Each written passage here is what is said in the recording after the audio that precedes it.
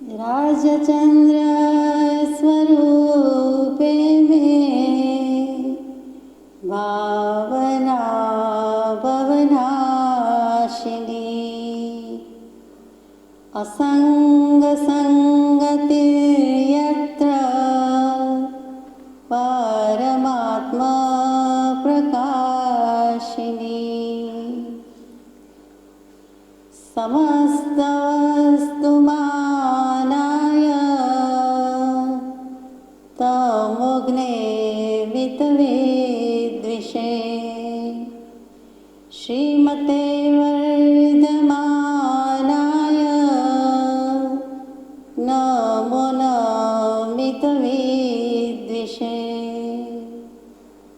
अज्ञानतिमिरान्धानां ज्ञानाञ्जनशलाकया चक्षुरुन्मीलितं येन तस्मै श्रीगुरवे नमः। सत्श्रुतने नमस्कार, तारक त्रिपुटीने नमस्कार, असीम उपकारी आत्माने नमस्कार, महावित्रोने नमस्कार, महाविત્રો સમાન મુરબ્બીઓ, મુમુક્ષુઓને નમસ્કાર। પરમ કૃપાળુદેવ પ્રણીત વચનામૃતજી અંતર્ગત ભાવનાબોધ પાન નંબર 47 પંચમ ચિત્ર અશુચિ ભાવના। વૈરાગ્યની જનની એવી 12 ભાવના પૈકી અનિત્ય, અશરણ, એકત્વ, અન્યત્વ આ 4 ભાવનાની આપણે યથાશક્તિ વિચારણા કરી।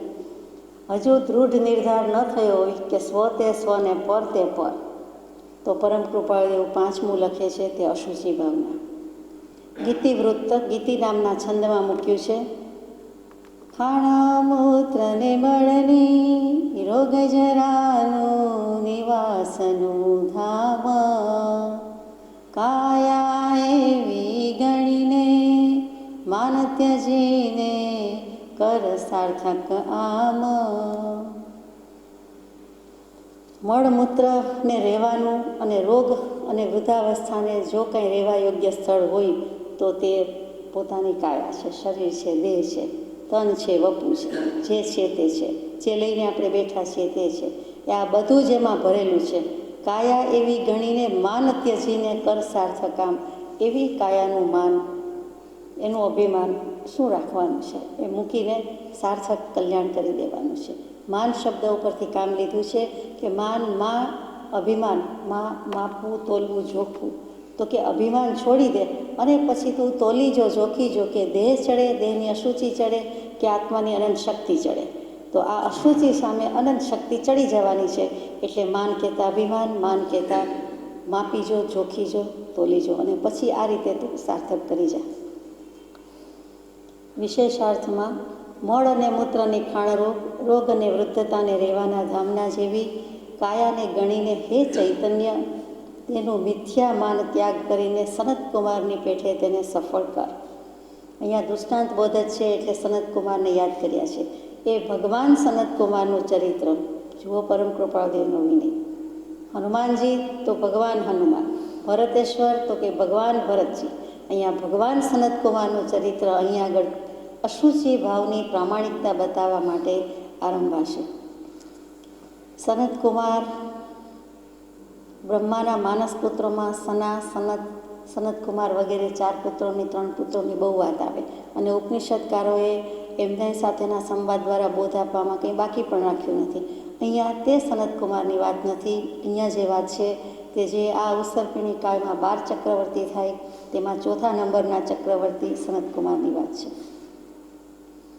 દૃષ્ટાંત જોકે પરમ કૃપાળુદેવે મોક્ષમાળાના 70-71 નંબરના પાઠમાં આ ચરિત્ર મૂક્યું જ છે, ત્યારની વાત અત્યારે આટલું લઈએ। જે રિદ્ધિ સિદ્ધિ અને વૈભવ ભરતેશ્વરના ચરિત્રમાં વર્ણવ્યા તે વૈભવાદિકથી કરીને યુક્ત સનતકુમાર ચક્રવર્તી હતા। એક ચક્રવર્તીને જે રિદ્ધિ સિદ્ધિ સમૃદ્ધિ હોય તે જ રિદ્ધિ સિદ્ધિ સંપત્તિ સમૃદ્ધિ બધા ચક્રવર્તીને હોય, એમાં ઓછું વધતું નથી, માત્ર પહેલાં કોણ થયું પછી કોણ થયું એટલો ફરક છે। તો સનતકુમાર પાસે પણ એ ભરતેશ્વરની રિદ્ધિ જે આપણે વાંચી, થોડી ઘણી પણ વાંચી, બાકી તો ચક્રવર્તીની રિદ્ધિ સિદ્ધિ વાંચતાય વાર લાગે એવું છે। તો હોય તો શું થાય સવાલ છે. તો એવા ચક્રવર્તી આ બધા વૈભવ વિલાસવાળા હતા. તેના વર્ણ અને રૂપ અનુપમ હતા. વાસુદેવ તે શ્રી કૃષ્ણ મહારાજા થયા તે. તો વાસુદેવ ઘણા સ્વરૂપ સંપન્ન હોય એમ કહેવાય. બાહુબલીજી, હનુમાનજી બધા કામદેવ હતા, એ પણ એટલા જ સ્વરૂપ સંપન્ન હોય. પણ એ વાસુદેવ કરતાં પણ ચક્રવર્તીનું બળ, તપ, રૂપ વધારે હોય અને એથી વધારે તીર્થંકર દેવનું હોય. એ બળમાં અને રૂપમાં એક નિયમ છે, સિદ્ધાંત છે, શાસ્ત્રોક્ત વાત છે. તો અહીંયા આપણે લેવાનું છે કે સનતકુમાર ચક્રવર્તીના વર્ણ અને રૂપ પણ અનુપમ હતા. એ ઉપમા આપી શકાય એવું હતું જ નહીં. એક વેળા સુધર્મા સભામાં તે રૂપની સ્તુતિ થઈ. દેવલોકમાં પણ આવી ચર્ચા ચાલતી હશે, ટીકા, નિંદા, વખાણ બધું ચાલતું હશે. તો તે રૂપની સ્તુતિ થઈ. કોઈ બે દેવોને તે વાત રૂચી નહીં. પછી તેઓ તે શંકા ટાળવાને વિપ્ર રૂપે સનતકુમારના અંતઃપુરમાં ગયા. કોઈની સ્તુતિ કે વખાણ કે પ્રશંસા સાંખી લેવી એ પણ મોટો સદ્ગુણ છે, બહુ અઘરું છે. પરના દોષ જોવામાં ના આવે એ તો બરાબર, પણ પરના ગુણનું ઉત્કૃષ્ટપણું પણ સહન કરવું જોઈએ. પોતાના ગુણનું ઉત્કૃષ્ટપણું સહન કરી શકે તો જ પરના ગુણનું ઉત્કૃષ્ટપણું સહન કરી શકે, અન્યથા નહીં. બહુ વિચારવા જેવી વાત છે. વ્યવહારમાં પણ કોઈ પણ ક્ષેત્રમાં, કોઈ પણ વાતમાં કોઈના વખાણ કરે, સારી વાત કરે એટલે તરત જ એનો નેગેટિવ પોઈન્ટ આપણને દૃષ્ટિ સમક્ષ આવે અને એની વાત કરવાનું મન થાય. એ ભલે સારા હોય, એ બાબતમાં ભલે આમ હોય, એ ભલે એટલું સારું હોય, પણ મને તો આમ લાગે છે, હું તો આમ માનું છું, મને તો આટલું ઠીક લાગતું નથી.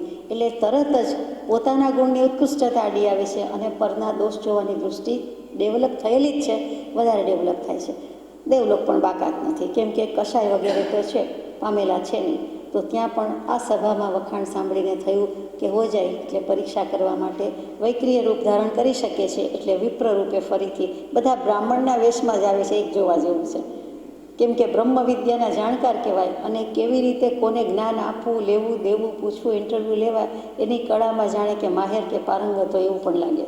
તો એ બ્રાહ્મણ રૂપે આવ્યા અને યાચક વૃત્તિ હોવાથી સામાન્યપણે વર્ણ વ્યવસ્થામાં એમ કહેવાતું, એટલે કંઈ જોઈતું હોય તો માગી પણ શકે કે મને આનો ખપ છે કે મને આની જરૂર છે, અથવા તો આ હોય તો સારું. અને બ્રાહ્મણ ગણીને બધા દાન પણ આપી દે અથવા તો એની યાચના સંતોષ કરે, પૂરી કરે. કોઈ બે દેવોને વાત રૂચી નહીં એટલે વિપ્ર રૂપે સનતકુમારના મહેલમાં ન ગયા, પણ રાજમહેલમાં રહેલું અંતઃપુરમાં ગયા. એટલે કે જ્યાં ખરેખર રાજા તૈયાર થતા હશે ત્યાં ગયા. સનતકુમારનો દેહ તે વેળા ખેડથી ભર્યો હતો. આ ખેડ શું આપણે તો બહુ જોયું નથી, પણ ઘણા નેચરોપથીમાં માનતા હોય અને પછી એવા કેટલાક હેલ્થ સેન્ટરમાં જાય તો બધું માટીથી ને રાખથી ને ખબર નહીં શું હોય, ધૂળથી ને નવડાવી દીધા હોય. સુખડ ચંદનના લેપ તો સમજાય, પણ બરાબરનું મડ સ્નાન કહે ને, કાદવ સ્નાન, ધૂળ સ્નાન, એ બરાબર માટીના લપેડા થપેડા હોય. તો એમાં તો કેટલીક વસ્તુ નાખતા હશે, ગણી ગાંઠી ઉપર છેલ્લી કંઈક નાખતા હશે, અથવા બિલકુલ સાદી માટીનો લેપ હશે. પણ અહીંયા તો સનતકુમાર જેવા સનતકુમાર ચક્રવર્તી રાજદરબાર અને એટલા સેવકો હોય એટલે કંઈ ખેડમાં માટીના પીઠીના લેપમાં કોઈ કમી ન હોય. કેટલી જાતના સુગંધી અને પુષ્ટિકારક અને સૌંદર્યવર્ધક દ્રવ્યો એમાં નાખ્યા હોય અને એનાથી આ રાજા મહારાજા સનતકુમાર સ્નાન કરવા જવાના છે. સ્નાન કરવાની તૈયારી થઈ ચૂકી છે, પણ આ બધું લેપ ચાલે છે. એટલે તે વેળા એનો દેહ ખેડથી ભર્યો હતો. તેને અંગે મર્દનાદિક પદાર્થોનું માત્ર વિલેપન હતું. શરીર પર જે કંઈ હતું તે આવા વિલેપન તો સારી ભાષામાં, સારા શબ્દોમાં છે, બાકી થથેડાને લપેડા હતા. એક નાનું પંચિયું પહેર્યું હતું અને તે સ્નાન મંજન કરવા માટે બેઠા હતા. જુઓ, દંત મંજન, દાંત શુદ્ધિ, એવી રીતે સ્નાન મંજન. એટલે ઘણી જગ્યાએ આજે પણ ગુજરાતી ભાષામાં અને ગુજરાતી નાવા ગયા છે બોલવું ગમે નહીં, જાણે નાહી નાખવાનું હોય એવો શબ્દ પ્રયોગ લાગે. એટલે સ્નાન અર્થે ગયા છે, સ્નાન કરવા બેઠા છે અથવા તો બાથરૂમમાં છે. પણ સ્નાન શબ્દ બોલે, નાહવું બોલાતું નથી ઘણી જગ્યાએ. તો સ્નાન મંજન કરવા, મંજન શું તો કે વાસણ માર્જન કરે, સાફ કરે, તેમ અહીંયા સ્નાનથી સાફ કરવાનું છે. શેનું સ્નાન કરવાનું છે? ખરેખર તો વિષય કશાયનું સ્નાન કરી નાખવાનું, પણ અહીંયા તો દેહની યષ્ટિ પુષ્ટિ કરવા માટેનું સ્નાન મંજન છે, દેહના શણગાર માટેનું છે. વિપ્ર રૂપે આવેલા દેવતા તેનું મનોહર મુખ, કંચનવર્ણી કાયા અને ચંદ્ર જેવી કાંતિ જોઈને બહુ આનંદ પામ્યા. ત્રણેય વસ્તુ લખી: સોનેરી કાયા, કંચનવર્ણી કાયા, મનોહર મુખ અને ચંદ્ર જેવી કાંતિ. કાંતિ એટલે જ કમ, શોભા, કમનીય. પાણીથી કમળ શોભે, કમળથી પાણી શોભે, એમ કમનીય કાયા કે એવી રીતે અહીંયા કાંતિ. મોતી માટે શબ્દ વપરાય કે મોતીની કાંતિ જેવી બીજા કોઈની કાંતિ નથી. બીજું ચંદ્રની કાંતિ વખણાય અને ત્રીજું એની જ ઉપમા આપીને પછી જેના તેના સૌંદર્યની વાત થતી હોય તો એ આવે. આમ તો મોતી અને કાંતિ કહેતા આત્માની જ કાંતિ છે. જ્ઞાન, દર્શન, ચારિત્ર રત્નત્રય રૂપે હોય. સમ્યક દર્શન, સમ્યક જ્ઞાન, સમ્યક ચારિત્ર એને જ કાંતિ કહી જાય છે. અહીંયા તો બધી શારીરિક બાહ્ય સ્થૂળ કાંતિની વાત છે. વિપ્ર રૂપે આવ્યા, પરીક્ષા કરવા બહુ આનંદ પામ્યા. જરા માથું ધૂણાવ્યું એટલે ચક્રવર્તીએ પૂછ્યું. જુઓ, માથું ધૂણાવ્યું એટલે હંમેશા આપણે નકારમાં જ વિચારીએ છીએ કે 10 શેરીઓ ધૂણાવ્યું કે માથું ધૂણાવ્યું.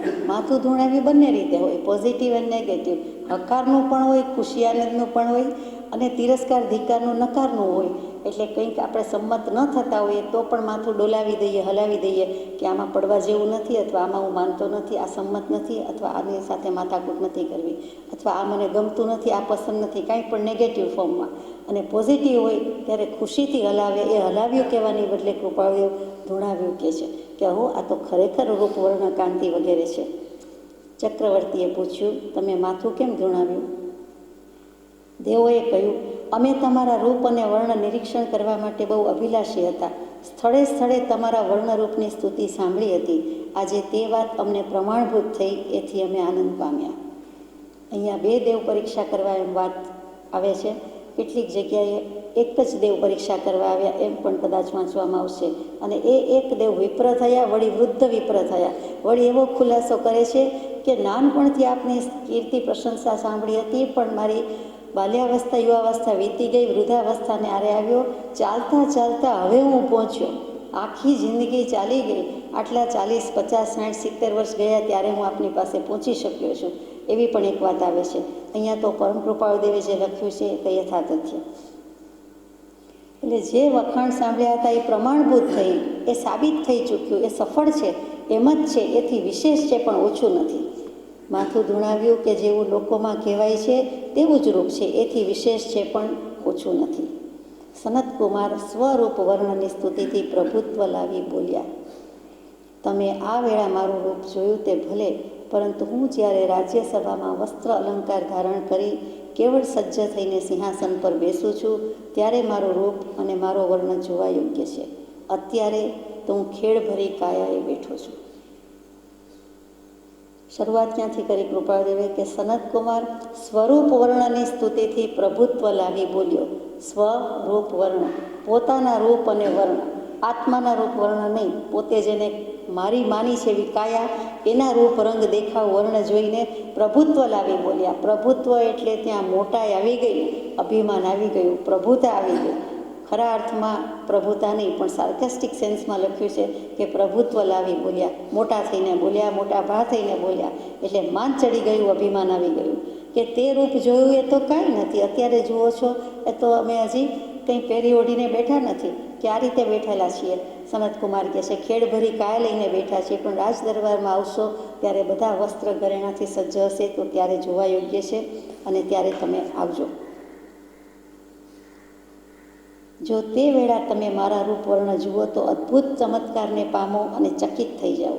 દેવોએ કહ્યું, ત્યાર પછી અમે રાજસભામાં આવીશું, એમ કહીને ત્યાંથી ચાલ્યા ગયા. સનતકુમારે ત્યાર પછી ઉત્તમ અને અમૂલ્ય વસ્ત્રાલંકારો ધારણ કર્યા. અનેક ઉપચારથી જેમ પોતાની કાયા વિશેષ આશ્ચર્યતા ઉપજાવે તેમ કરીને તે રાજસભામાં આવી સિંહાસન પર બેઠા. આજુબાજુ સમર્થ મંત્રીઓ, સુભટો, વિદ્વાનો અને અન્ય સભાસદો યોગ્ય આસને બેસી ગયા છે. રાજેશ્વર ચામર છત્રથી અને ખમાખમાથી વિશેષ શોભી રહ્યો છે, તેમજ વધાવાઈ રહ્યો છે. ત્યાં પેલા દેવતાઓ પાછા વિપ્ર રૂપે આવ્યા. રાજ દરબારનું વર્ણન કર્યું છે કે સુંદર રીતે સાજ સજ્જા તો છે જ, અને કાયા જોઈને જ આશ્ચર્ય થાય એવી રીતે સિંહાસન પર બેસી ગયા છે. આજુબાજુમાં પણ બધી રીતિ સીધી સમૃદ્ધિ રૂપે સેવકો હાજર છે. મંત્રી, સુભટ એટલે યોદ્ધા, લડવૈયા બધા જ, વિદ્વાનો પણ છે, અને અન્ય સભાસદો પણ આવી ગયા છે. ખમાખમાથી આખું વાતાવરણ ગુંજી ઉઠ્યું છે, જી કાર થઈ રહ્યો છે અને વળી વધાવાઈ રહ્યો છે. બધે જ રાજાના વારણા ઓવારી જતા હોય, ઓવારણા લેતા હોય તેવી રીતે બધા જ પધારો પધારો કર્યા કરે છે. અને તે વખતે દેવતાઓ બંને દેવ પાછા આવ્યા અદ્ભુત રૂપવર્ણથી આનંદ પામવાને બદલે જાણે ખેદ પામ્યા છે એવા સ્વરૂપમાં તેઓએ માથું ધૂણાવ્યું. હવે જે માથું પોઝિટિવ હકારથી કહેતા હતા તે જ માથું નેગેટિવલી ધૂણાવવામાં આવ્યું. કેમ એમ કર્યો છે? ચક્રવર્તીએ પૂછ્યું, અહો બ્રાહ્મણો, ગઈ વેળા કરતાં આ વેળા તમે જુદા રૂપમાં માથું ધૂણાવ્યું, એનું શું કારણ છે તે મને કહો. અવધિજ્ઞાન અનુસારે વિપ્રે કહ્યું કે હે મહારાજા, તે રૂપમાં અને આ રૂપમાં ભૂમિ આકાશનો ફેર પડી ગયો છે. વચ્ચે કંઈ થોડા દિવસ ગયા નથી, થોડા સમયની જ વાત છે. થોડી વખતમાં જ, થોડી વારમાં જ બદલાઈ ગયું છે. ભૂમિ આકાશનો, આકાશ પાતાળ કહીએ એવી રીતે ભૂમિ આકાશ, ધરતી આકાશ, પૃથ્વી અને આકાશ જેટલો ફેર પડી ગયો. એટલે કે ઉપર આભને નીચે ધરતી વચ્ચે બધું જ આવ્યું. જાતભાતના મુલક આવી ગયા, આકાશ પાતાળના ઘાટ ઘડી જાય એમ આવ્યું. તો એટલું અંતર પડી ગયું છે, એટલો બધો ડિફરન્સ આવી ગયો છે. શું પડ્યો છે? તો ચક્રવર્તીએ તે સ્પષ્ટ સમજાવવા કહ્યું. ત્યારે બ્રાહ્મણોએ કહ્યું, અધિરાજ, પ્રથમ તમારી કોમળ કાયા અમૃત તુલ્ય હતી. જુઓ, દેવો વૈક્રિય રૂપ લઈ શકે, એમનો બર્થ રાઇટ છે, જન્મસિદ્ધ અધિકાર છે. એવી જ રીતે એમને અવધિજ્ઞાન પણ હોઈ શકે છે. દેવો અને નારકોને આ બંને વસ્તુ બક્ષિસ રૂપે છે, પણ ખરેખર તો દુઃખી થાય છે. મોટા ભાગના જાણતા હોવાથી જૂના વેરઝેર સંભાળી યાદ કરી અને વધારે નવા વેરઝેર બાંધતા હોય છે. કોઈ પણ કશાય વધતા હોય છે, કોઈકને જ વૈરાગ્ય હોય છે, જે સમ્યક દૃષ્ટિ હોય છે તે. બાકી લગભગ વધારે કર્મ બંધ થતા હોય છે. તો વિપ્ર કહે છે કે તે વેળાએ કાયા અમૃત તુલ્ય હતી, અત્યારે આ વેળાએ રાજ દરબારમાં જે છે તે ઝેર રૂપ છે. તેથી જ્યારે અમૃત તુલ્ય અંગ હતું ત્યારે આનંદ પામ્યા હતા, અને આ વેળા ઝેર તુલ્ય છે ત્યારે ખેદ પામ્યા. અમે કહીએ છીએ એ વાતની સિદ્ધતા કરવી હોય તો તમે હમણાં તાંબુલ થૂકો, તત્કાળ તે પર મક્ષિકા બેસશે અને પરધામ પ્રાપ્ત થશે. કસોટી કરવી હોય તો કરી જુઓ, પરીક્ષા કરવી હોય તો કરો કે અત્યારે તમારું શરીર ઝેરમય થઈ ગયું છે, અમૃત જતું રહ્યું છે, અમૃત રહ્યું જ નથી. અને તમારે સાબિત કરવું હોય તો તમે જોઈ જુઓ, તમે તાંબુલ થૂકો, જે મોંમાં પાનનું બીડું હશે એ જમાનામાં તાંબુલ તો હોય એવું જ લાગે છે. બ્રહ્માએ શરૂ કર્યું ત્યારથી તમખી તમખી તમખી, તમાકુ તમાકુ તમાકુ, તાંબુલ છે, તમાકુ વિનાનું હશે, પણ નાગરવેલનું પાન તો ખરું જ, જેમાં ઘણા બધા દોષ રહ્યા છે. એટલે જે સમજે છે એ તો વાપરે જ નહીં. તો તાંબુલ થૂકો અને તત્કાળ તે પર મક્ષિકા એટલે માખી બેસશે, અને પછી પરધામ પ્રાપ્ત થશે. માખી મરી જશે, માખીનો દેહ છૂટી જશે. હકીકતમાં તેમ બન્યું પણ ખરું. સનતકુમારે એ પરીક્ષા કરી તો સત્ય ઠરી, સાચું ઠર્યું. પૂર્વિત કર્મના પાપનો જે ભાગ, તેમાં આ કાયાના મદ સંબંધીનું મેળવણ થવાથી એ ચક્રવર્તીની કાયા ઝેરમય થઈ ગઈ. શરીર તો એનું એ હતું, વ્યક્તિ પોતે એની હતી, પણ ત્યારે જ પૂર્વકર્મનો ઉદય આવ્યો, નવો આવ્યો, જૂનો આવ્યો. અને શું થયું તો કે કાયા સંબંધી, કાયાના મદ સંબંધીનું મેળવણ થવાથી, મેળવણ અકળામણ, દૂધમાંથી દહીં માટે જે નાખવામાં આવે છે તે આપણે સૌરાષ્ટ્રમાં મેળવણ કહીએ, અહીંયા અકળામણ કહીએ. એ જ છે કે આ મેળવણ નાખી દીધું. કાયા છે તો છે, એનું અસ્તિત્વ છે તો છે, એમાં અશુચિ છે તો છે, એનો સ્વીકાર હોય, એની બદલે એમાં મદ ભળ્યો. એટલે પ્રમાદ એ પણ એ જ છે કે આત્માનું વિસ્મરણ અને પ્રવત્તા મદ, ચૂકી જવું. તો એકમાત્ર અભિમાનથી, નાનાશ અભિમાનથી આટલી બધી સ્થિતિ પ્રાપ્ત થઈ ગઈ અને કાયા ઝેરમય થઈ ગઈ. પોતાને ખબર નથી, પણ દેવને અવધિજ્ઞાન હોવાથી ખબર પડી ગઈ કે આમાં દર્દ ડેવલપ થઈ રહ્યું છે, આમાં રોગ ઉત્પન્ન થઈ ગયો છે. એને ખબર નથી, સનતકુમાર ચક્રવર્તીને ખબર નથી, એટલે કોઈ રાજવૈદને બોલાવ્યા નથી. હમણાં જો નાડી પરીક્ષા કરે, કોઈ પણ રીતે પરીક્ષા કરે તો આ રોગી થઈ ગયા છે ચક્રવર્તી, એની એને ખબર પડી જાય. વિનાશી અને અશુચિમય કાયાનો આવો પ્રપંચ જોઈને સનતકુમારના અંતઃકરણમાં વૈરાગ્ય ઉત્પન્ન થયો. કહો, આ કાયા વિનાશી છે, ઘડી ભરમાં આટલો બધો ફેરફાર થઈ ગયો, અને અશુચિમય તો હતી જ, છે જ, એ તો ખબર હતી. તેમ છતાં અમૃતમાંથી ઝેર થઈ જાય એટલી બધી અશુચિ કાયામાં ભરી હશે, પણ આ તો જાણે પરિવર્તન થઈ ગઈ. એક વખત અશુચિ હોવા છતાં અમૃત લાગતું હતું અને અમૃતમય હતું, અને એની બદલે આટલી બધી અશુચિને કારણે કે કયા કારણે મદ મેળવણ મૂક્યું, અભિમાન કર્યું, એટલે આવું થઈ ગયું. એમ કરીને પ્રપંચ શબ્દ મૂક્યો છે કે આ કાયા ધોખાડી જાય, આવો દગો દઈ જાય, આવું કપટ કરી જાય, મારી સાથે માયા રમી જાય. આવી માયા, કપટ, દગા, ધોખાવાળી કાયાનું કામ શું છે? વિચાર કરતા થઈ ગયા કે આવો પ્રપંચ જોઈને કાયા જાણે આત્મા સાથે દગો કરી ગઈ. એમ સનતકુમારના અંતઃકરણમાં વૈરાગ્ય ઉત્પન્ન થયું. કૃપાળુદેવે અહીંયા પ્રપંચ મૂકીને હદ કરી છે. પ્રપંચ વેદાંત દર્શનનો શબ્દ પણ છે. ત્યાં પંચમહાભૂત, પ્રપંચ, પંચ શરીર, પંચકોશ, પંચીકરણ નામનો વેદાંતનો ગ્રંથ વગેરે છે. ત્યાં અન્નમય કોષ, પ્રાણમય કોષ, સ્થૂળ શરીર, સૂક્ષ્મ શરીર, લિંગ શરીર વગેરે વગેરે.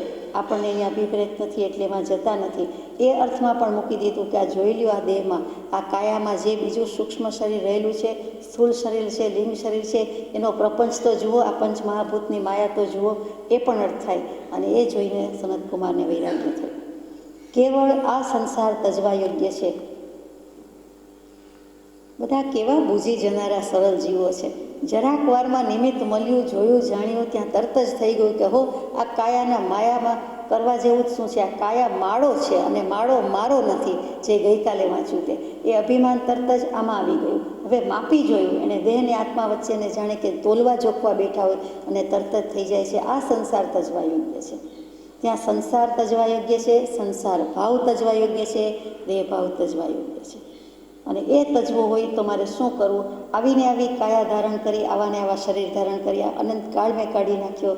એટલે આવીને આવી અશુચિ સ્ત્રી, પુત્ર, મિત્ર આદિના શરીરમાં રહી છે. એ સઘળું મોહમાન કરવા યોગ્ય નથી.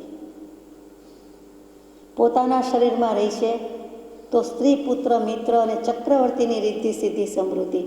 પોતે પોતાના શરીરથી ન છેતરાય તો બીજાના શરીરથી છેતરાય, બીજાનાથી ન છેતરાય તો પોતાનાથી છેતરાય. એમ કોઈને કોઈ રીતે ઠગારી વૃત્તિ, ઠગારી દુનિયા, ઠગારી કાયા. તો એને લાગ્યું કે આ મને ઠગી જાય છે, હું આત્મા અનંત શક્તિનો ધણી સ્વામી, મારે ઠગાવવું નથી. ઠગાયો આજ સુધી અત્યંત, હવે તો માફ કરો ભગવાન.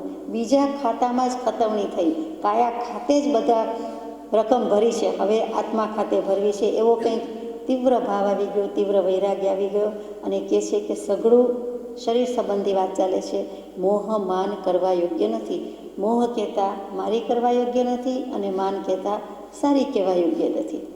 આ કાયા મારી પણ નહીં અને સારી પણ નહીં. એટલે મોહ માનનો અંચળો ફગાવી દીધો. એમ બોલીને તે 6 ખંડની પ્રભુતા ત્યાગીને ચાલી નીકળ્યા. 6 ખંડનો ધણી 6 ખંડ કોને સ્પર્શે છે? પોતાની પાસે શું છે? આપણી પાસે ગમે તેટલું હોય. આપણી વાત કરીએ તો અત્યારે આપણી પાસે જેટલું સ્ટ્રક્ચર લઈને બેઠા છીએ, એની પાસે કેટલા પૈસા છે, એની આજુબાજુ કેટલા છે, એની આજુબાજુ કેટલા દર છે, એમાં કેટલા દર્દરોગ છે, એની પાસે શું છે? આમ જુઓ તો કાંઈ જ નથી. જે છે તે અશુચિનો ઢગલો લઈને બેઠા છીએ. એ હમણાં ખોલો તો નીકળે, વગર ખોલીએ પણ વહે છે, ખબર છે. તો પછી આમાં મારું રહ્યું શું? કે મારું પોતાપણું રાખવા જેવું છે શું? તો 6 ખંડનું રાજ્ય ભલે ને હોય, રાજ દરબાર હોય, તો એ શું માથે ઓઢીને બેસાય છે? 6 ખંડ પહેરીને જવાય છે? શું સોના ચાંદી જમવાના છે? શું હીરા મોતિયા રોગવાના છે? તો જે જમવાનું છે તે જ જમવાનું છે. ભલે ચક્રવર્તીના ભોજન જુદી જાતના હોય, મહાવિશિષ્ટ હોય, તેમ છતાં ફેર તે ફેર તો કે કંઈ હીરા મોતી, સોના ચાંદી, લક્ષ્મી વગેરે જમવાની નથી. જમવાનું તો જે અન્ન છે તે જ છે. એ અન્ન જળ પણ હવે લેવા યોગ્ય નથી, એવું થઈ જાય છે. અને પ્રભુતા 6 ખંડની છોડીને ચાલી નીકળ્યા. કોઈને પૂછવાય નહીં રહ્યા હોય. મને તો આવો પ્રશ્ન થાય. સાધુ રૂપે વિચરતા હતા ત્યારે મહારોગ ઉત્પન્ન થયો. દીક્ષા લઈ લીધી, સાધુ થઈ ગયા. હવે સનત સાધુ, સનત મુનિની વાત ચાલે છે. અને કેવો મહારોગ ઉત્પન્ન થયો? જેવો ન કર તેવો. અને એ રોગ, એ એક રોગની અંદર નાના 16 રોગ રહેલા છે. અને 700 વર્ષ સુધી એ વેદના ચાલે છે, ભોગવે છે. લાંબા આયુષ્ય છે એટલે સવાલ નથી. તેના સત્યત્વની પરીક્ષા લેવાને કોઈ દેવ ત્યાં વૈદ રૂપે આવ્યો. સાધુને કહ્યું, હું બહુ કુશળ રાજવૈદ છું, તમારી કાયા રોગનો ભોગ થયેલી છે. જો ઈચ્છા હોય તો તત્કાળ હું તે રોગને ટાળી આપું. રાજવૈદ આવી ગયા છે અને કહે છે કે હું ખરેખર કુશળ રાજવૈદ છું. પોતાનું સર્ટિફિકેટ બતાવતા હોય એમ તેમ, પોતે જ પોતાની સેલ્ફ ઇન્ટ્રોડક્શન કરીને કહે છે. નહીં તો ખબર કેમ પડે એમ થાય છે. તો સનતકુમાર શું કહે છે તે વિચારવા જેવું છે કે હે વૈદ, કર્મરૂપી રોગ મહોન્મત્ત છે. એટલે મહોન્મત્ત છે, મહા ઉન્મત્ત છે, મદોન્મત્ત નથી. એ રોગ ટાળવાની તમારી જો સમર્થતા હોય તો ભલે મારો એ રોગ ટાળવો. એ સમર્થતા ન હોય તો આ રોગ છો રહ્યો ભલે રહ્યો. તમે જો મારો કર્મનો રોગ છે, કર્મ લાગ્યા છે મારે કેળવે, અને મારો કેળો પીછો મૂકતા નથી, એને તમે ટાળી શકતા હોય, ભવરોગનું નિદાન કરીને ભવરોગ ટાળી શકવા સમર્થ હોય, તો વૈદરાજ તમને મારી નાડી સોંપું છું. મારી નાડ તમારે હાથ હરી સંભાળજો રે. પણ તમે એવા છો નહીં. તમે લાગતા નથી, એમના મોઢે જ કેવડાવે છે કે તમે આ કરી શકશો, કર્મરોગ જશે, આ રોગની મને કાંઈ પડી નથી, પરવા નથી, એ રોગ ભલે રહ્યો. દેવે કહ્યું એ રોગ ટાળવાની સમર્થતા હું ધરાવતો નથી. હજી દેવ જ પાછા કસોટી કરવા આવ્યા છે વૈદરાજ રૂપે. પછી સાધુએ પોતાની લબ્ધિના પરિપૂર્ણ બળ વડે થૂકવાળી અંગુલી કરી તે રોગને ખરડી કે તત્કાળ તે રોગ વિનાશ પામ્યો. ચક્રવર્તીને તપશ્ચરણને લીધે કેટલીક લબ્ધિ પ્રગટી ગઈ છે. આ સનતકુમાર ચક્રવર્તીને પણ તપોલબ્ધિ છે, આમર્ષ લબ્ધિ છે. 28 લબ્ધિ મુખ્ય કહેવાય. આમ તો અનંત લબ્ધિ નિધાન ગૌતમ સ્વામી કહીએ તે, પણ અનંત લબ્ધિમાં મુખ્ય 28 લબ્ધિ શાસ્ત્રોમાં છે. તેમાં થૂક લગાવતા કોઈનો રોગ પોતાનો કે બીજાનો મટી જાય. એક જ વખત એક થૂક લગાવી દેતા, એક જ વખત પોતાનો પસીનો ઘસી દેતા, એક જ વખત એના પર થૂકતા, વગેરે વગેરે વાતો આવે છે, ખોટી નથી. આત્માની અનંત શક્તિ છે, એમ આવી લબ્ધિ કોઈને પ્રગટે છે તો પોતાને જ પ્રગટી છે, પોતે જાણે પણ છે અને બતાવે છે. દેવ પરીક્ષા કરવા આવ્યા છે તો કે એ તો હું રોગ મટાડી શકું એમ છું. આ થૂકની આંગળીથી એમણે તરત જ કર્યું તો તત્કાળ તે રોગ વિનાશ પામ્યો અને કાયા પાછી હતી તેવી બની ગઈ.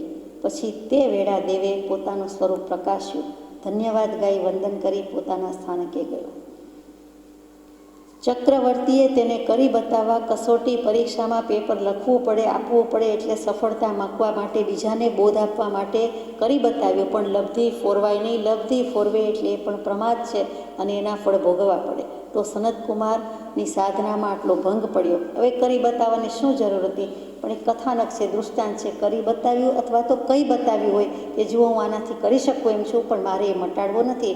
મારે જે બાંધેલા વેદની કર્મ છે, અશાતા વેદની એનો પૂર્વનો કંઈક ભાગ છે, આવ્યો છે ઉદયમાં, તો મારે ભોગવી લેવા છે. આ ભવે નહીં ભોગવું તો ફરી પાછા મારો પીછો કરશે, બીજા ભવે ભોગવવા પડશે. તો આ ભવે મને બોધ લાગ્યો છે તો મને બોધરૂપી શસ્ત્ર હોવાથી લડી લેવા દો અને આ કાયા મને જે કર્મ લાગ્યા છે તેનો નાશ મારે કરવો નથી. હું ભોગવી લઉં, સમભાવે ભોગવી લઉં તો નિર્જરા કરી દઉં, એવો એને ભાવ છે. હવે દેવ તો પરીક્ષા કરવા આવતા નથી. પરીક્ષા પૂરી થઈ ગઈ, સફળ થયા. દેવલોકમાં જઈને કહે છે કે ખરેખર સ્તુતિ યોગ્ય કરવા યોગ્ય જ છે, હજુ વધારે સ્તુતિ કરવી જોઈએ છે. That's what is reserves. આપણે તો હજી ઓછું કરીએ છીએ, શું ગુણગ્રામ કરીએ, એ બધી વાતમાં આપણે જતા નથી. પ્રમાણ શિક્ષા શું છે અહીંયા, બોધ શું છે કે રક્તપિત્ત જેવા સદૈવ લોહી પરુથી ગદગદતા મહારોગની ઉત્પત્તિ જે કાયામાં છે, પડમાં વણસી જવાનો જેનો સ્વભાવ છે, જેના પ્રત્યેક રોમે પોણા બબ્બે રોગનો નિવાસ છે, તેવા 3.5 કરોડ રોમથી તે ભરેલી હોવાથી કરોડો રોગનો તે ભંડાર છે, એમ વિવેકથી સિદ્ધ છે. સનતકુમારની વાત આપણે આગળ લઈએ છીએ, પછી બોધની વાત કરીએ કે એણે કર્યું શું એ વખતે. તો કે તપશ્ચરણ ચાલુ હતું, સંયમ ચાલુ હતો, દીક્ષિત અવસ્થા ચાલુ છે, સંયમ પર્યાયમાં જ છે અને દેવ પણ જતા રહ્યા. પછી પોતે સાધના કરતાં કરતાં છેલ્લે એ રોગ જતો નથી, રોગને રાખી જ મૂકે છે, એ ખપાવે છે કર્મ. અને 700 વર્ષ સુધી એ જ્વર એ જુદી જાતનો હતો, એ મહારોગ હતા. એ 16 મહારોગની વેદના વેચતા વેચતા છેલ્લે 1 મહિનાનું અનશન પણ કરે છે. અને ત્યાર પછી એક મત એવો છે કે ત્રીજા દેવલોકમાં પ્રયાણ કર્યું, એક મત એવો છે કે મોક્ષે ગયા. જે હશે તે સવાલ એકાદ ભવનો જ વધારે હશે, વધુ હોઈ શકે નહીં. પણ દેહને આત્માનો કેવો વિવેક કરી નાખ્યો છે એની વાત છે. અને આપણે ઘણીવાર કહીએ કે નાની મોટી અસ્વસ્થતા આવે, શારીરિક અસ્વસ્થતા આવે તો જોઈએ તેવું ધર્મ ધ્યાન કરી શકતા નથી. સાચી વાત છે, સ્વસ્થતામાંય નથી આરાધી શકતા, તો અસ્વસ્થતામાં તો કેવી રીતે આરાધે? તો આટલી ભયંકર વેદના હોવા છતાં, પ્રચુર વેદના હોવા છતાં 1 માસનું અનશન કરી શકે છે, સહી જાય છે. દવાનો ઉપાય કરવો છે, દવા લેવી છે, રોગનો ઉપાય કરવો છે એમ નથી, દવા લેવી છે, સારવાર લેવી છે, એવો કોઈ ભાવ નથી, એવો કોઈ વિકલ્પ નથી. કંઈ રાજ દરબાર છોડી દીધો એટલે રાજ દરબારમાંથી કોઈ આવે નહીં. બધા સેવામાં હાજર હતા, હવે રહી શકે એમ હતું, ખડે પગે કરવા તૈયાર હતા, પણ ના કહી દીધી. દેવને ના કહી દીધી, રાજવૈદને ના કહી દીધી, પોતે પોતાને ના કહી દીધી કે બાંધ્યું છે તે કડાણ કમાણ મોક્ષ હતી, કરેલા કર્મોને ભોગવ્યા સિવાય છૂટકો નથી, સમભાવે ભોગવી લેવામાં જ મજા છે. સનતકુમાર ઉપરથી અશુચિ ભાવનાની વાત આવે એટલે મલ્લી કુંવરી મલ્લીનાથ ભગવાન યાદ આવી જાય. 19મા તીર્થંકર શ્રી મલ્લીનાથ ભગવાન. વિદેહ દેશ અને મિથિલા નગરી અથવા મિથિલપુર જે કહો તે, એના કુંભ રાજા અને એમના પુત્રી મલ્લીકુંવરી અને અત્યંત લાવણ્યવંતા, અત્યંત સૌંદર્યવંતા વગેરે. કેટલોક સમય થયો એટલે માતા પિતાને થયું, જાણે જાણતા નહીં હોય કે આ તીર્થંકર દેવ થવાના છે. ભલે થવાના હોય, પણ ભોગાવલી કર્મ પણ હોઈ શકે છે એમ માનીને વિચાર કરે છે કે યોગ્ય સ્થાને તેમને પરણાવવા. મા બાપ તો હજી સમજી જાય છે, સ્વીકારી લે છે કે કદાચ એ ન પણ પરણે, ભગવાન થવાના છે. પણ 6 રાજા જુદા જુદા દેશના તે મોહમાં પડે છે કે પરણું તો આ મલ્લીકુંવરીને જ પરણું. 6 જગ્યાએથી કહે છે કે આપો તો કુંવરી આપો, નહીં તો લડાઈ કરવા સજ્જ થઈ જાઓ. એ જમાનો હતો કે માગે તે આપવું પડે, ન આપે તો પછી ફાઇટ તો હોય જ. એટલે યુદ્ધની વાત આવીને ઊભી રહી. એટલે ચિંતામાં પડ્યા.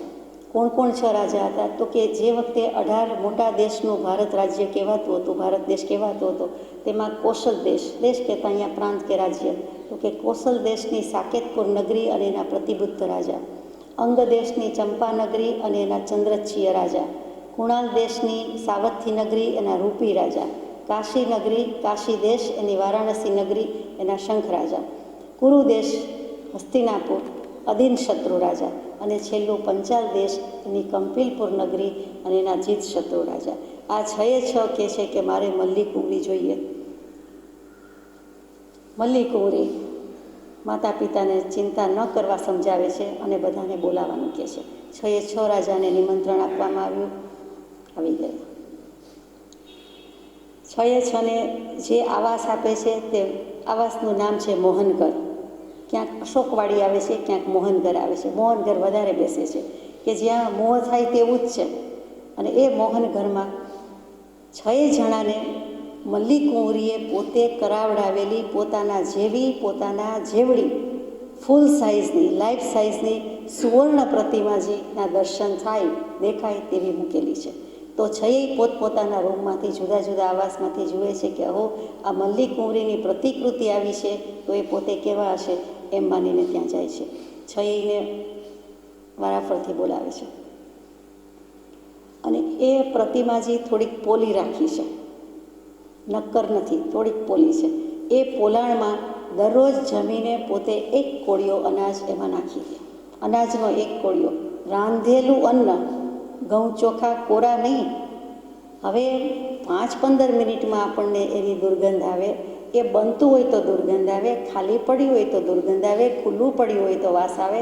તો પછી આ કોળિયા રૂપે મૂકેલું હોય તો કેટલી બદબો હોય, કેટલી દુર્ગંધ હોય, એવું રાખે છે. એક પછી એક રાજાને બોલાવીને કહે છે કે આ જે છે એમાં અને મારામાં કંઈ ફરક દેખાય છે? એટલે કહે છે ના, આ પણ એટલા જ સૌંદર્યવતી પ્રતિમાજી છે. તમે જીવતા જાગતા છો એટલે તમે વધારે પ્રતિમા કેવું ઠીક નથી લાગતું. આ જળ છે, આ ચેતન છે, બાકી બંનેમાં એટલું સૌંદર્ય ભર્યું છે. ચેતન હોવાથી એમાં બારોબાર ભર્યું છે, વગેરે વગેરે. એ સંવાદના અંતે કહે છે કે હવે જોઈ લીધું, હવે આ ઢાંકણું ખોલી નાખો. ઢાંકણું ખોલાવે છે. દુર્ગંધનો પાર નહીં, બધાનું નાક બંધ થઈ જાય છે અને ચાલી નીકળે છે. એક રાજા, બીજા રાજા, 6 રાજા પછી બીજી જગ્યાએ બોલાવીને કહે છે કે બસ જોઈ લીધું, જો 1 કોળિયો નાખ્યો છે મેં અનાજનો તો આવું છે. તો એવા તો હું રોજના 28 કોળિયા જમતી હતી અને જમું છું. બહેનો 28 કોળિયાનો ખોરાક કહેવાય રોજનો, ભાઈઓનો 32 કોળિયાનો કહેવાય. અને 1 કોળિયો 32 વાર ચાવવાની આજ્ઞા છે. આપણને તેટલો સમય નથી. આ તો વાત છે. તો એ 1 કોળિયામાંથી આવું થાય તો આખું શરીર આટલા વર્ષનું અને અત્યારે પણ અશુચિ જ અંદર ભરેલી છે, એમાં મોહ પામવા જેવું છે જ શું? અને એ દુર્ગંધને એ બદબોથી એમણે કહી દીધું કે કાયા અને માયાનો કોઈ દિવસ ભરોસો ન હોય. કાયામાં માયા કરાય નહીં, અને કાયા માયા બેયનો ભરોસો ન હોય. તો આ તો બેય ભરેલું છે અને અશુચિનો જ દેહ છે, તો એમાં કંઈ મોહ પામવા જેવું નથી. અને આ દુર્ગંધથી એણે 6 રાજાને પ્રતિબોધ પમાડી દીધા. અને શું કામ આવું થયું એને પૂર્વભવ યાદ કરાવે છે. જાતે સ્મરણ જ્ઞાનની પ્રાપ્તિ થઈ અને કરાવે છે. પોતાને તો હતું જ મતેશ્વરથી જન્મતી હોય, તીર્થંકર દેવનો જીવ છે એટલે મલ્લીકુંવરીને તો બતાવે છે કે આપણે પૂર્વે સાથે હતા તે સંભાળો. હું અને તમે સાથે હતા. હું મહાબલ નામે રાજા હતો, મલ્લીકુંવરીની વાત ચાલે છે, અને આપ 6 મંત્રી હતા. અને આપણે સાતેયને સંસારનો ત્યાગ કરવાનું સૂઝ્યું એટલે સાથે દીક્ષા લીધી હતી.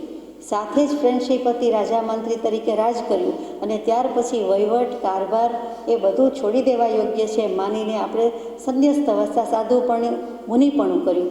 એમાં હું તમારા બધાથી થોડુંક છુપાવીને કંઈ ને કંઈ ધર્મ કાર્ય કરતો હતો, ધર્મક્રિયા કરતો હતો. તપશ્ચર્યા જેવી વાતમાં મેં નાની સી વાત છુપાવી કે પૂછ્યું હોય કે સમજવા માટે કહું છું કે આજે ઉપવાસ છે, તો કે ના ના, અને પછી બીજા ન કરે પણ પોતે ઉપવાસ કરે. અથવા તો આજે ત્રીજો ઉપવાસ છે, આજે 8મો છે, આગળ વધવાના ભાવ છે, ના ના હવે તો પારણું કરી લેવું છે, અને પછી બીજાએ કરી લીધું હોય અથવા ન કરતા હોય પણ પોતે આગળ ચલાવે. તો પોતે છુપાવ્યું નાની સી વાત, ધર્મની વાત પણ આવી છુપાવી, એટલા માયા કપટ વશાત એમને સ્ત્રી પર્યાય રૂપે જન્મવું પડ્યું. અને આજે 6 મંત્રી હતા તે પાછા 6 રાજા જ થયા. મનુષ્ય બહુ મળ્યો અને પાછા 6 રાજા થયા. જ્યારે આમને આટલી પ્રગતિમાં આત્માની આબાદીમાં ઘટ આવી અને સ્ત્રી પર્યાય રૂપે થયા. પણ આત્મા જ છે, એનું જ્ઞાન ક્યાંય જતું રહેતું નથી. એટલે કૃપાળદેવ લખે છે તેમ દોષ આત્મામાં છે, સ્ત્રીમાં નથી કે પુરુષમાં નથી, નપુંસકમાં નથી, એટલે પર્યાયમાં નથી. પર્યાય દૃષ્ટિ છોડીશું ત્યારે કલ્યાણ થશે. આ ભાઈ, આ બેન, આ સ્ત્રી, આ પુરુષ, આ બાળક, આ યુવાન, આ વાણીઓ, આ બ્રાહ્મણ, આ પટેલ, એમ તો કંઈ ચાલવાનું નથી. બધું છોડીએ છૂટકો છે એવો કંઈક બોધ આપ્યો. અને વધુમાં વધુ બોધ હતો તે અશુચિ ભાવનાનો હતો. અશુચિમય દેહનો જ બોધ આપ્યો છે. અને એમાં આ બધી વાત કહી એટલે તે 6 રાજાને પણ જાતિસ્મરણ જ્ઞાન થયું અને એમણે પણ મલ્લી કુંવરીએ દીક્ષા લીધી, મલ્લીના તીર્થંકર થયા. તેમના જ તીર્થંકરપણામાં, તેમની જ અધ્યક્ષતામાં જે કયો તે તેમની જ રાહબરીમાં, તેમની નિશ્રામાં આ 6 રાજાઓ પણ બુજ્યા, બોધ પામ્યા, દીક્ષા લીધી, કલ્યાણ કર્યું અને બધા જ મોક્ષે ગયા. કેવા જીવો છે, સરળ છે. મૈત્રી સાચી કહેવાય કે મોક્ષનો માર્ગ બતાવે તે મિત્ર, તે મૈત્રી. એટલે પૂર્વભવમાં પણ એમ હતું, લીટ લીધેલી હતી. પાછા મહાબલ રાજા એ જ મલ્લીનાથ, મલ્લી કુંવરી થયા અને તે પ્રમાણે મોક્ષને સાધ્યો. તો બોધ ક્યાં આવ્યો? તો કે અશુચિ ભાવનાનું. હવે આપણે આટલું વાંચ્યું, વિચાર્યું તો આપણને ગળે ઉતરી ગયું કે ખરેખર શરીર અશુચિમય છે. અને જો ગળે ઉતરી ગયું હોય, અનંતકાળમાં ન ઉતર્યું પણ આ ભાવની વાત કરીએ, જો ઉતરી ગયું હોય તો આપણે એમાં મમતા, માયા રાખીએ? નથી રાખતા. એટલે અશુચિનો બોધ લાગ્યો નથી કે અશુચિમય છે એવું લાગ્યું જ નથી. શરીર શીર્ણ થતું જાય છે, જીર્ણ થતું જાય છે, રોજ વૃદ્ધિ પામતું જાય છે, પણ એ જરી પુરાણું થતું જાય છે. રોજ થોડું થોડું એક સમયે મોટો થાય છે, જૂનું થતું જાય છે, છતાં એનો લક્ષ નથી. તો અહીંયા ભગવાન કહે છે કે કેવી અશુચિ છે એની વિચાર કરીએ, કારણ કે બોધ નથી લાગ્યો. તો કે રક્તપિત્ત જેવા સદૈવ લોહી પરુથી ગદગદતા શરીરમાં. એટલે બધાને રક્તપિત્ત નથી થયું એટલે આપણને બોધ નથી લાગતો. આપણને થાય તો ખબર પડે. તો સનતકુમારને રક્તપિત્ત કહેતા શું? લેપ્રસી, કે જ્યાં ખરેખર લોહી અને પરુ નીકળ્યા જ કરે, એનાથી ગદગદતા, એનાથી કોહવાતા, એનાથી સડી જતા, એનાથી પાણી પોચા થઈ જતા, પાણી થઈ ગયું એમ બિલકુલ લોહી પરુ ને પાણી બધું ભેગું થાય એટલે કેવું થાય, વિચારવા જેવું છે. અને પડમાં વણસી જવાનો જેનો સ્વભાવ છે, પૂતગલ છે. દેહ એટલે શું છે? અનંત પૂતગલ પરમાણુનો સમૂહ છે, પિંડો છે. લોટનો પિંડો જોઈને તરત એમ થાય કે આ કર્મના દળિયા લઈને આવેલો આપણો આ દેહ, અને એ પણ એક પિંડો જ છે. અને જેના પ્રત્યેક રોમે 1.2 રોગનો નિવાસ છે. આપણને કેટલા રૂંવાડા છે શરીરમાં? કોઈ પૂછે તો ગણ્યા નથી. વાળ પૂછે તો ખબર નથી, રૂંવાડા પૂછે તો ખબર નથી. રૂંવાડા કહેતા, રૂંવાટી કહેતા, રોમરાજી, તો એની આપણને ખબર નથી. પણ શાસ્ત્ર કરતા પુરુષોએ, જ્ઞાની ભગવંતે, કેવલ જ્ઞાની મહારાજે કહ્યું છે કે એક શરીરમાં, માનવ શરીરમાં 3.5 કરોડ રોમરાજી છે. સાચી વાત? 3.5 કરોડ રૂંવાટા લઈને આવેલા છીએ. કોઈ પણ શરીરમાં, કોઈ પણ માનવ શરીરમાં 3.5 કરોડ રૂંવાડા છે. ગણવા હોય તો ગણી શકે. ભગવાનની ઓપન ચેલેન્જ છે આપણને. એટલા જ થાય, એકેય ઓછું વધતું ન થાય. અને એટલા બધા સાફ કરી નાખે છે. એને નવડાવે, ખવડાવે પણ છે જ ઇનડિરેક્ટલી, ડિરેક્ટલી નહીં તો. અને પછી પાછા એને સાફ પણ કરી નાખે છે. ગમતો નથી, કેમ કે વાળ કીધો, રોમરાજી કીધો, જમવામાં ન ગમે, બાજુમાં ન ગમે, રૂમમાં ન ગમે, આજુબાજુ ન ગમે, વાળનો ઢગલો પડ્યો હોય તો ન ગમે, છતાં એ જ વાળના ઢગલાને કેશકલાપ રૂપે એની સાજ સજ્જામાં જીવ કેટલો સમય ગાળે. તો કે વાળની કેટલી મરામત કરે, વાળની કેટલી સંભાળ કરે. વાળ તો મોહનું કારણ છે. કૃપાળદેવે વાળ સંબંધી, વાળના સૌંદર્ય સંબંધી ઘણું કહી દીધું છે. મહાનીતિમાં વિચાર કર્યો છે, દિવસે તેલ રાખવું નહીં, રાત્રે તેલ નાખવું નહીં, એટલે વાળ રાખવું નહીં, એવી બધી તો બોધનીતિ આપી દીધી છે. તો અહીંયા આપણે વાત કરતા હતા કે 3.5 કરોડ, એમાં 2 કરોડ અને 51 લાખ રૂંવાડા ગળાની ઉપરના ભાગમાં છે અને બાકી રહ્યા તે 99 લાખ રૂંવાટી તે ગળાથી નીચેના ભાગમાં શરીરમાં છે. આ પણ એક્ઝેક્ટ સાયન્સ.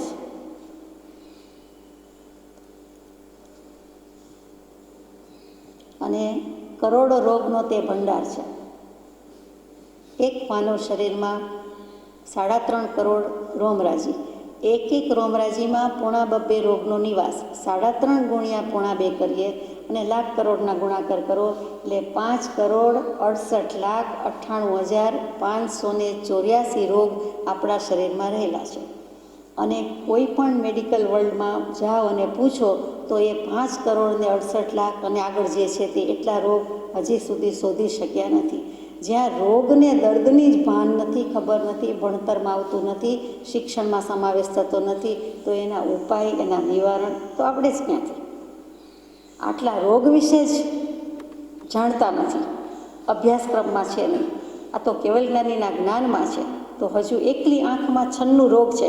આજની તારીખમાં કોઈ પણ ઓપ્થેલ્મોલોજીસ્ટને પૂછો તો એ કહી શકશે નહીં કે 96 રોગ કયા છે. શોધે છે હજી કે કેટલા રોગ છે. 1, 2, 3, 5, 10, 20, 50, 48, 58, 68 થાય પણ 96 થતા નથી. એટલે હજુ શોધે છે, શોધી શક્યા નથી. તો જાણીએ છીએ કે હજુ એ વિજ્ઞાન તો પાંગળું જ છે. વિતરાગ વિજ્ઞાન પાસે એ વિજ્ઞાન અધૂરું જ છે. તો આટલા કરોડો રોગનો ભંડાર છે અને અનંતકાળના કર્મ બાંધીને આવ્યા છે. તો કોક ભવના કર્મ ક્યારેક તો આપણને આવડા મોટા કોઠારમાંથી બહાર નીકળે કે નહીં, કયું કર્મ ફૂટી નીકળે ખબર નથી. આ ભવે નહીં તો બીજા ભવે, પણ કાંઈક ને કાંઈક તો રોગ નીકળી જ શકે છે. શરીર એ વેદનાની મૂર્તિ છે, રોગની મૂર્તિ છે, એનું ઘર છે.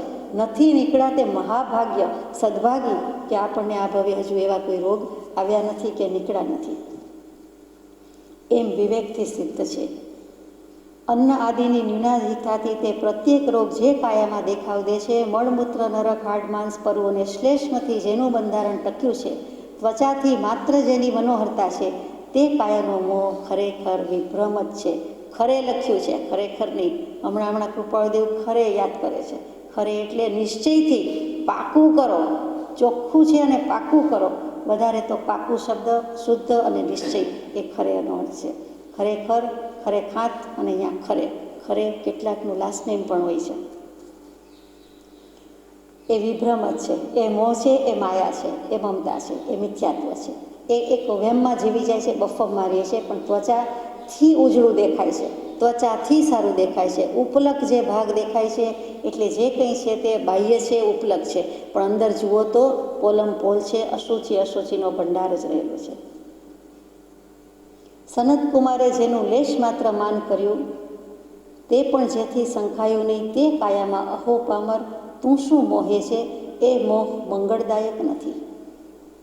સનત કુમારે નહીં જેવું અભિમાન કર્યું અને ખરેખર તો ચક્રવર્તી પદ હતું અને આટલા સ્વરૂપ સુવન યૌવન સંપન્ન હતા અને બધું જ હતું. ચક્રવર્તીનું બળ અને શારીરિક બળ એવું હતું. કામદેવની ઉપમા આપવાની બાકી રહી જાય એટલું જ બાકી. એટલું રૂપ હોવા છતાં એને કદાચ ગર્વ થયો તો એ લેખી હતો કે કરી શકે છે, પણ ભગવાન કહે છે જરાય નહીં. એ કરી જોજો વચનની તુલના રે, જોજો શોધીને જીન સિદ્ધાંત મૂળ માર્ગ સાંભળો જીનનો રે. ભલે 63 શલાકા પુરુષમાં ચક્રવર્તી પદ પણ શ્લાઘ્ય છે, એ મોક્ષે જવાના જ છે. એ 63 શલાકા પુરુષમાં એને યશોગાન, યશસ કીર્તિ ગવાય છે, પણ નહીં. સિદ્ધાંતે સિદ્ધાંત, નિયમ તે નિયમ. માન કર્યું એટલે ચૂક્યો જ, અભિમાન કર્યું, મદ કર્યું એટલે પડ્યો જ. એ કોઈનું ચાલે નહીં. તપનું, બળનું, કુળનું, યૌવનનું, રૂપનું, સૌંદર્યનું, ધનનું, વિદ્યાનું, જ્ઞાનનું, એકેય 8 પ્રકારના મુખ્ય મદ છે. એમાં મદનો એક પણ અંશ ચાલે નહીં. એ ભાવ જ ખરાબ, એ વિભાવ, પ્રભાવ અને અભિમાન. અને અહો પામર તું શું મોહે છે, જો એવી કાયા છે તો. એને તો મોહ કરે તો વાંધો નહોતો, તેમ છતાં કર્યો નથી તો આપણને પોષાય એવું નથી. એ મોહ મંગળદાયક નથી. એનાથી કાંઈ આપણું મંગળ થતું નથી, શુભ થતું નથી, કલ્યાણ થતું નથી, મોક્ષ થતો નથી. આમ છતાં પણ આગળ ઉપર મનુષ્ય દેહને સર્વદેહોત્તમ કહેવો પડશે. એનાથી સિદ્ધ ગતિની સિદ્ધિ છે એમ કહેવાનું છે. ત્યાં આગળ નિશંક થવા માટે અહીં નામ માત્ર વ્યાખ્યાન આપ્યું છે. મોક્ષપાણા શરૂ થશે એનો ચોથો પાઠ છે ઘણું કરીને માનવ દેહ. એટલે ત્યાં માનવ દેહની મહત્તા ગાવાના છે. એટલે કૃપાળુદેવ માનવદેહની મહત્તા ગાય છે, બતાવે છે, પણ એ દર્શાવતા પહેલાં એમણે જે અશુચિ ભાવના કીધી છે તેનો વિચાર કરીએ કે કેમ મોહ કરવા જેવો નથી. મુખ્ય વસ્તુ જે અશુચિ ભાવના છે એ તો બાકી રહી. તો કે જન્મ પામતા પહેલાં, ગર્ભનું સ્થાન લેતા પહેલાં માતા પિતાનો સંયોગ, તે માતાનું શોણિત, માતાની રજ અને પિતાનું શુક્ર કહેતા વીર્ય, એ બંનેનો સંયોગ, એ જે ગર્ભ થાય છે, જે જીવ આવે છે, તેનો પહેલાં સમયનો આહાર જ એ છે, એનો ખોરાક જ એ છે, એમાંથી તો એની ઉત્પત્તિ થઈ. એ મળમૂત્ર ભલે માતા પિતાના, પણ એમાંથી એ લોહી અને વીર્યથી, એનો સંયોગથી પોતાનું જન્મસ્થાન કેવું, તો કે એટલી સંકળાશમાં 9.25 માસ સુધી રહેવું પડે. વળી આવી રીતે તો એનો આહાર અને એમાંથી એની ઉત્પત્તિ, તો કે મૂળમાં જ અશુચિ કહી દીધી. અને પ્રથમ 10 દિવસ સુધી એ કલલ અવસ્થામાં રહે છે, એટલે કે ગાળેલું તાંબુ અને ગાળેલી ચાંદી બંને મેલ્ટ કર્યા હોય અને બંનેનું જે મિશ્રણ થાય એવી એની 10 દિવસ સુધીની અવસ્થા છે. એનું બધા જ શાસ્ત્રમાં એકી સાથે, હિન્દુમાં, જૈનમાં કે કદાચ ઇસ્લામ ધર્મમાં મૂક્યું હોય તો એમાં પણ, તો કે એ બધું એક જ છે કે એ કલલ અવસ્થા છે. પહેલાં 10 દિવસ એવી રીતે રહે છે, પછીના 10 દિવસ છે તે કાળું પડી જાય છે અને પછીના 10 દિવસ છે તે સ્થિર થાય છે. એટલે 1 મહિના સુધી તો એની આવી અવસ્થા છે. પછી 1 મહિના પછી બીજે મહિને એ પરપોટા જેવું થાય છે. ત્રીજે મહિને થોડુંક સખત થાય છે, પરપોટો તો તરત ફૂટી જાય, એની બદલે સેજ કંઈક સખતાઈ પકડે છે, કઠણ થાય છે. ત્યાર પછી ચોથે મહિને એ માંસ રૂપે, પિંડ રૂપે થાય છે. 5મે મહિને હાથ, પગ અને માથામાં ગણીને 5 અંકુર જ ફૂટે છે, વધારે નહીં. પંચમુષ્ટિ લોચનો ત્યાં કંઈક મૂળિયું હોવું જોઈએ કે માથામાં ફૂટતા 5 અંકુર, અને જાણે 5 ઇન્દ્રિય રૂપે હોય. ઇન્દ્રિયો તો જુદી છે, પણ ત્યાં હાથ, પગ અને માથામાં 5 અંકુર ફૂટે છે. આખું માથું હજી ફોર્મ થતું નથી. અને 6ઠે મહિને એના અંગ ઉપાંગ થવા લાગે છે. 7મે મહિને ચામડી, રોમ, રૂંવાટા, નખ જેવા નખ બહાર વધેલા દેખાય છે તે, પણ અંદર 7મે મહિને એને ગર્ભને નખ આવી જાય છે. 8મે મહિને પેટમાં ઘૂમવા ફરવા માંડે છે, એટલે કે જગ્યા ઓછી હોય અને જાણે કે મૂવમેન્ટ કર્યા કરે છે, સ્થિરતા રહેતી નથી, ફરફર કર્યા જ કરે છે, હલનચલન મચાવે છે, મૂવમેન્ટ કરે છે. અને પછી 9મે અથવા કેટલાક કેસમાં 10મે મહિને એ માતાના ઉદરની બહાર નીકળે છે, જન્મ પામે છે. તો ગર્ભ અવસ્થાનું દુઃખ એટલું બધું છે કે આપણને આ જ ભવનું 5-50 વર્ષ પહેલાંનું યાદ નથી. એ ગર્ભ અવસ્થાના દુઃખમાં આગલા ભવે દેહ છોડ્યો હોય, સમાધિપૂર્વક છોડ્યો હોય, બધું પોતાનું પૂર્વભવનું જ્ઞાન હોય તે પણ જતું રહે છે, એટલું ગર્ભનું દુઃખ છે. એ 9 માસમાં જન્મતા પહેલાં જતું રહે છે, એટલું અજ્ઞાન છે અને એટલી અશુચિ છે. અશુચિ વચ્ચે જ એ રહ્યો છે. માતાનો ઉદર એટલે અશુચિ જ છે, ચારે બાજુથી બધો મળ ને મેલ જ છે, એની વચ્ચે વીંટાઈને રહ્યા, આટલો વખત રહ્યા, અનંતકાળમાં અનંતવાર રહ્યા, અને તો પણ હજી આપણને લક્ષ થતો નથી. ખેદ થાય એવી વાત છે. અને ત્યાર પછી બહાર નીકળતી વખતે, એટલે કે જન્મતી વખતનું દુઃખ ગર્ભ કરતાં અનંત ગણી વેદના છે. માતાને છે, બાળકને એટલી જ છે, ઓછી નથી. અને એ વેદનામાં પણ જો જાતિસ્મરણ જ્ઞાન આગલો ભવ યાદ હોય તો એ પણ જતું રહેશે. મરતી વખતે ગમે તેટલી સમાધિ, શાંતિ, શાતા રાખી હોય આગલા ભવે, પછી બીજા ભવે જતા વખતે એને ગર્ભમાં જન્મની વેદનામાં એ ભૂલી જાય છે કે હું ક્યાં હતો, કોણ છું, ક્યાંથી થયો, શું સ્વરૂપ છે મારું, ખરું, બધો ભૂસાડીઓ થઈ જાય છે, ભૂલી જાય છે. માનો કે યાદ છે તો જન્મ્યા પછી 1.5, 2.5 વર્ષ સુધી વાચા આવતી નથી, કોઈ સમજી શકતું નથી, કોઈ સાંભળી શકતું નથી, કોઈ એના મનનો તાગ પામી શકતું નથી. એ 1.5 વર્ષ સુધી તો કમસે કમ બોલી શકતો નથી, મોટે ભાગે, સામાન્યપણે. તો ત્યાં સુધીમાં મનુષ્ય દેહની વાત ચાલે છે, એ બધું ભૂલી જાય છે. આમ ગુમાવેલું, મેળવેલું ગુમાવી દેતા વાર લાગતી નથી, એટલું દુઃખ રહેલું છે. અને દુઃખના મૂળમાં એટલી અશુચિ પણ રહેલી છે. તો આવી અશુચિમાંથી તો હજી એ જન્મ પામે છે. અને પછી શું? પછી બધું જતું રહે છે? તો કે ના. 7 ધાતુ અને 7 ઉપધાતુનો બનેલો આ દેહ છે. 7 ધાતુ કઈ કહીએ? ધાતુ કહેતા મેટલ નહીં, પણ ધાતુ કહેતા જે ધરી રાખે છે, જે 7 વસ્તુ આ શરીરને પકડી રાખે છે, જકડી રાખે છે, એનું બનેલું છે. એનું બંધારણમાં જ 7 ધાતુ, 7 ઉપધાતુ. તો 7 ધાતુ કહેતા રસ, રુધિર, માંસ, મેદ, હાડ, મજ્જા અને શુક્ર. આ 7 વસ્તુ રહેલી છે. અહીંયા માંસ કહીએ છીએ ત્યારે જેને આપણે ઘણી વખત ઓજ અને વસા કહીએ છીએ, ગુજરાતીમાં એને ઓજસ શબ્દ કહીએ છીએ. ઓજ અને બીજું વસા, ચરબી જ એક જાતની, તો એ પણ માંસ કહેવાય છે. અને દર 4-4 દિવસે આ જ ક્રમથી ધાતુ બને છે. આજે શું આ અશુચિના ભંડારમાંથી બહાર નીકળી ગયા?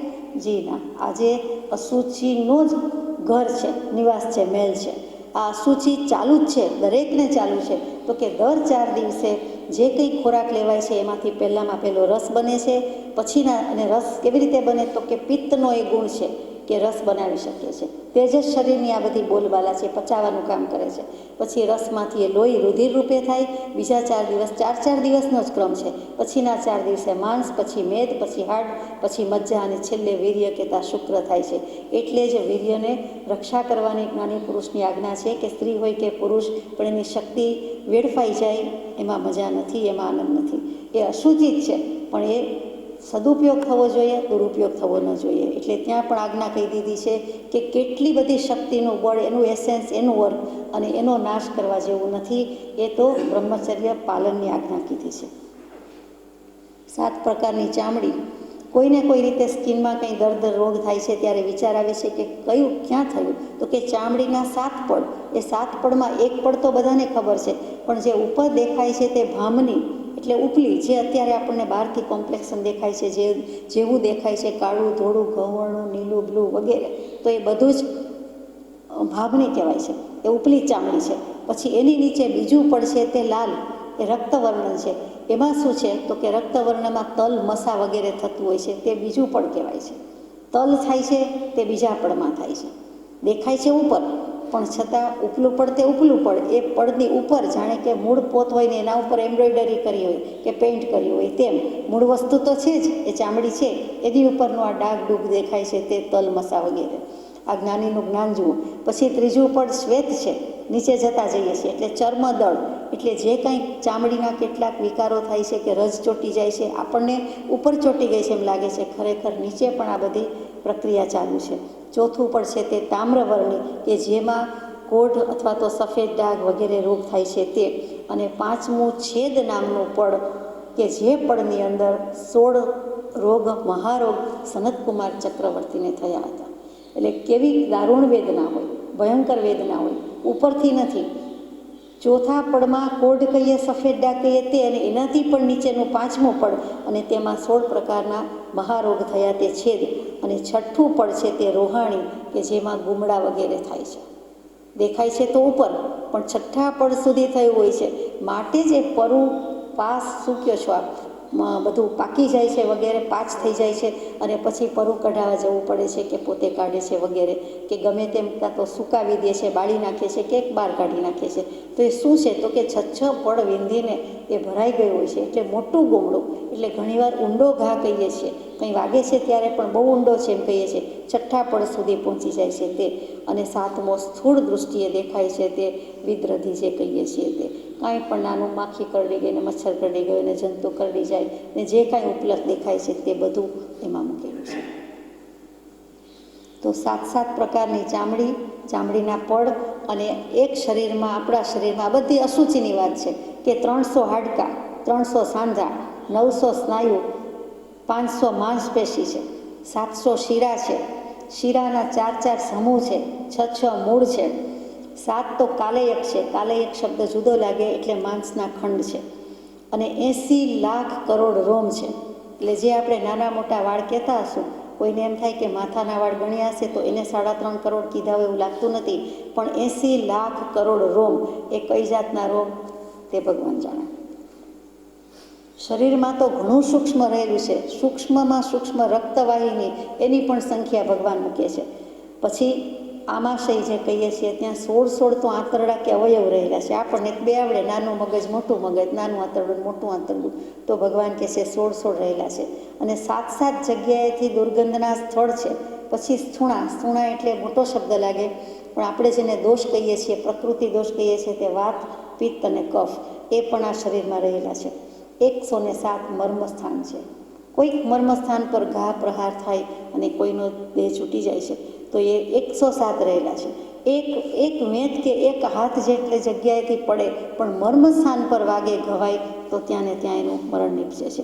માત્ર માથામાં કે બ્રહ્મરંધ્રમાં જ મર્મસ્થાન છે એવું નથી, પણ બધે જ રહેલા છે. આખા શરીરમાં 107, એ પણ એક્ઝેક્ટ સાયન્સ છે. 9 જગ્યાએથી મળ દ્વાર છે, અશુચિ વહે છે. ભાઈઓના 9 દ્વાર કયા છે અને બહેનોના 12 દ્વાર કયા છે, એ હંમેશા વહે છે. એનું એક જ સીધું સાદું દૃષ્ટાંત કે આપણે માનીએ છીએ, અનુભવ કરી જ રહ્યા છીએ કે અશુચિત છે, તેમ છતાં કપડાં શા માટે ધોવડાવીએ છીએ કે ધોવા નાખીએ છીએ?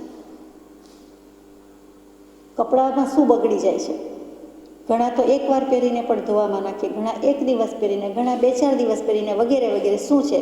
તો કે એ અશુચિ દ્વારથી જે કાંઈ અશુચિ વહે છે એને કારણે કપડાને જમ્સ લાગે છે, જંતુ આવી જ જાય છે અને બેક્ટેરિયા હોય જ છે. જેણે જોયું છે, જેણે એનો અભ્યાસ કર્યો છે એને ખબર છે. આ તો ભગવાને લખ્યું છે. એને કારણે આપણે એ ધોવામાં નાખીએ છીએ તો ક્ષણે ક્ષણે, સેકન્ડે સેકન્ડે બધું થાય જ છે. પસીનો થાય છે દાખલા તરીકે, તો પસીનામાં વાસ ક્યાંથી આવી? ગંધ ક્યાંથી આવી? દરેકની જુદી છે. શું કામ આવી? ક્યાંથી આવી? તો કે ગંધ આવી એનો અર્થ જેમ કે એમાં જીવની ઉત્પત્તિ થઈ ગઈ. બેક્ટેરિયાઝ આર ધેર. એ ઉત્પત્તિ થઈ હોય તો જ વાસ મારે, નહીં તો વાસ મારે નહીં. એટલે એવા જીવને અશુચિના પણ 14 સમૂર્છિમ સ્થાનકો કીધા છે. સમૂર્છિમ જીવો ઉપજે છે તે, એમાં આપણે જતા નથી. આ તો પોતે જ લઈને બેઠા છે. 2 કાન, 2 આંખ, 2 નાક વગેરે વગેરે. બધો મેલ નથી તો શું છે? કાનના મેલ માટેનું પણ વર્ણન છે. શેનું બનેલું છે ને કેટલી અશુચિ કહેવાય. એવી જ રીતે આ શરીરમાં એક ખોબા જેટલું મસ્તક કહેવાય.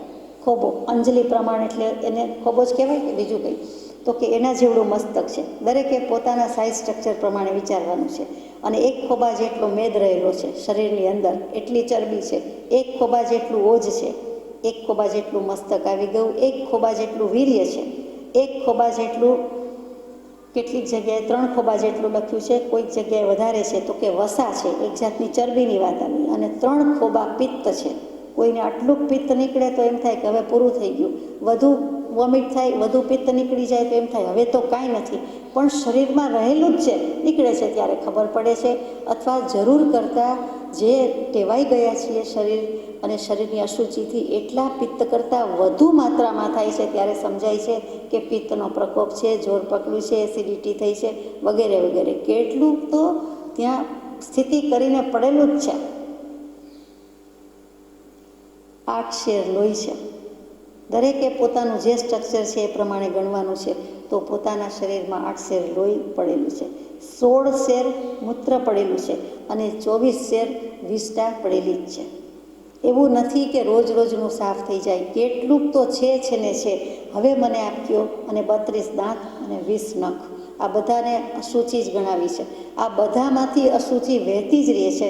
આપણો અનુભવ છે. આ શરીરમાં નિગોદિયા જીવોનો પાર નથી. અનંતા જીવો છે. કૃમિનો પાર નથી, લટનો પાર નથી. આ બધા 2 ઇન્દ્રિય જીવો કીધા છે. જે કરમ કહે છે, કરમિયા કહે છે, એ આ શરીરમાં જ રહેલા છે. આ શરીરના આશ્રય રહેલા છે. એ આત્મા છે, એ જીવ છે. એને બીજા તો કેટલાય જીવજંતુનો પાર નથી. તો આવું અશુચિમય કાયા, એવી કાયામાં માયા કરીને આપણે જવું છે ક્યાં? એમ ભગવાન કહે છે. ટૂંકમાં અશુચિ ભાવના કહેતા આત્મા શુચિમય પદાર્થ છે. આત્મા જેવો કોઈ દેવ નથી. તો આત્મા દેવ એ જે દેવળમાં રહે છે, જે મંદિરમાં રહે છે, એટલે કે જે ઘરમાં, જે કાયામાં, માત્ર એટલા પૂરતો એનો બહુમાન કરવા જેવું છે, સન્માન રાખવા જેવું છે કે આત્માએ સાધના કરવી હોય તો પણ દેહ જોઈએ. દેહ દેવળમાં રહેલો છે માટે એની થોડીક સાર સંભાળ લેવા જેવું છે.